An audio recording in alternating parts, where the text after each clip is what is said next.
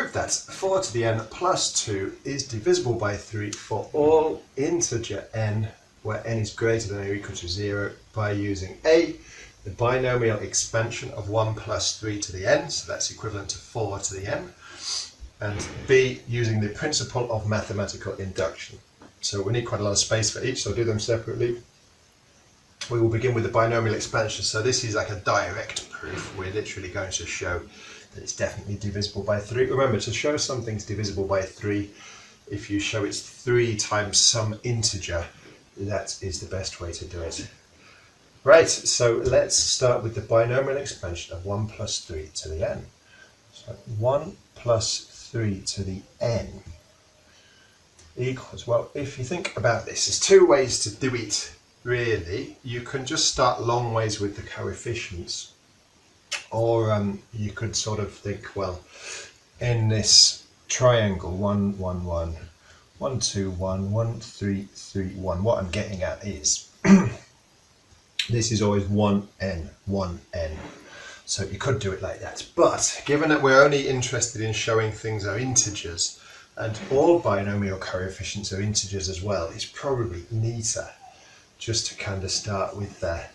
Remember this, say n was 3, this would be 3c0, 3c1, 3c2, 3c3. If we had the next one, this would be 4c0, 4c1, 4c2, 4c3, 4c4. So we might as well just write it like that, just because of what we're doing. But otherwise, do remember it's always 1n, 1n. It's really, really useful when you have an unknown n.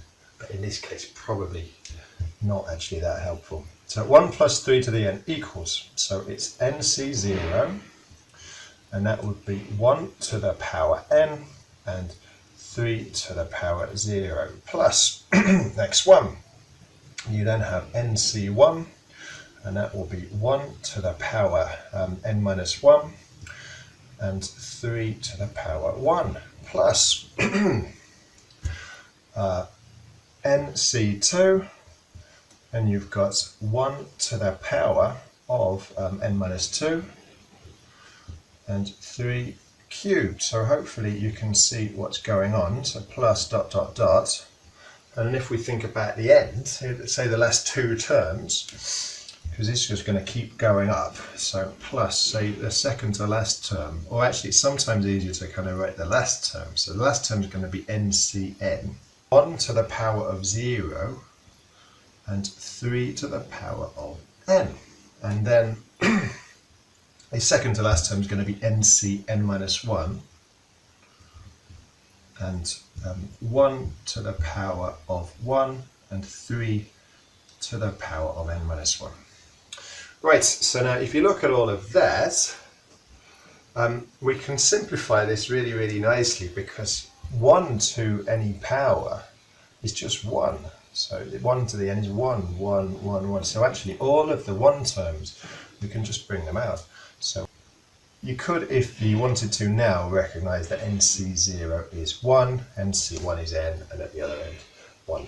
So let's say this is 1 times 3 to the 0, which is 1. So it's 1 plus, then you've got n times 1 times 3, so that would be 3n, plus the next term is nc2. We can't do a lot about that, but 1, this is just 1, and then you've got 3 cubed. Don't bother sorting out the 3 cubed, it's not going to benefit us. Remember, we're looking to show this is divisible by 3, so we're going to pull the 3's out anyway.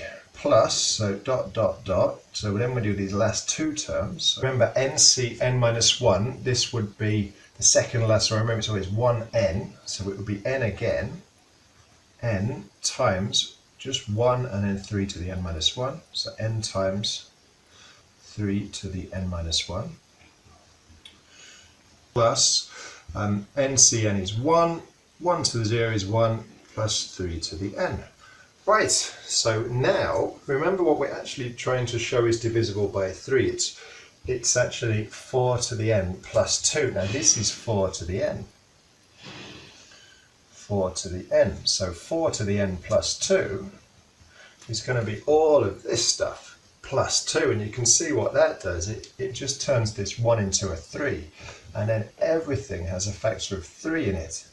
So 4 to the n plus 2 is going to be 1 plus 2, which is 3, plus 3n plus nc2 3 cubed, plus all of this other stuff.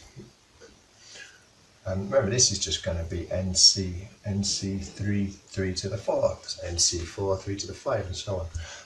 Plus, then you've got n times 3 to the n minus 1, plus 3 to the n. So now, if we pull a 3 out, equals 3 times, well, 3, if we divide all of these things by 3, well, it's 1 plus n plus nc2 times, well, 3 cubed over 3 is going to be 3 squared, plus dot dot all this other stuff, which, remember, all that's going to happen is the power of 3 is going to diminish. So this next term will be 3 cubed, the next term will be 3 to the power 4, and it was 4 and 5 before. Plus, and then you've got n times, well, 3 to the n minus 1 divided by 3. So it's 3 to the n minus 1 minus 1. It's 3 to the n minus 2. 3 to the n minus 2 plus, and then 3 to the n divided by 3 is 3 to the n minus 1, which is 3 to the n minus 1. So all of that, now remember, all of these binomial coefficients are integers. 3 to any integer power is an integer. So all of the, 1's obviously an integer, and so is n. So all of this is an integer. 3 times integer, which proves that 4 to the n plus 2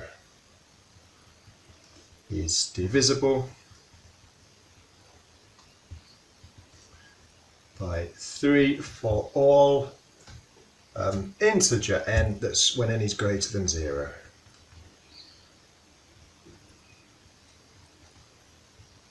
Greater than or equal to 0, I should say.